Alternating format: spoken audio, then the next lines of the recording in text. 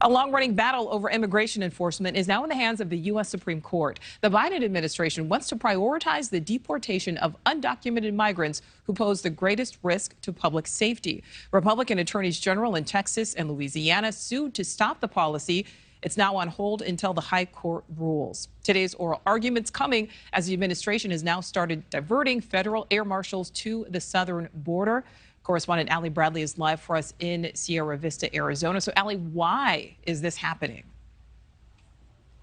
Yeah, Nicole, so it's really because of this record-breaking encounter numbers that we're experiencing month after month that DHS has been prompted to reroute these air marshals to be down along the southern border. Now, a source that I talked with who is an air marshal tells me that while he can confirm that this is happening, they are being rerouted to work along the southern border. He says some reports out there suggest that there's only 1% of domestic flights that are currently manned with an air marshal. And he says, quote, that number seems a little extreme. So the reality of this situation here is, it's full disclosure this afternoon, is that this isn't the first time that this has happened. DHS has requested air marshals be sent to the border. This was happening again during 2019. That is when encounters exceeded 850,000.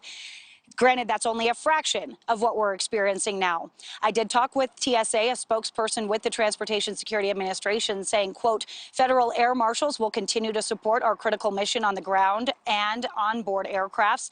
The deployment of federal air marshals to execute DHS's mission at the southwest border on a reimbursable basis is temporary.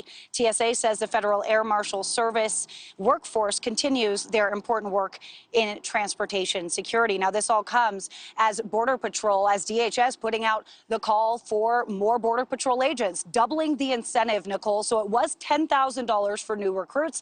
They have doubled that. It is now $20,000 for new recruits to the Border Patrol sector. They are in desperate need of agents here. And something I think is really interesting here to leave you with, Nicole, is I talked with some of my Border Patrol sources, and they tell me it's really interesting that Alejandro Mayorkas, the Secretary of DHS, making these calls, making these rerouting moves here, he's maintaining that the border is secure. So if the border is secure, Border Patrol agents are confused as to why more resources are needed along the southern border right now if there is no crisis to be had, Nicole. Yeah, certainly begs that question. Okay, Allie, thank you.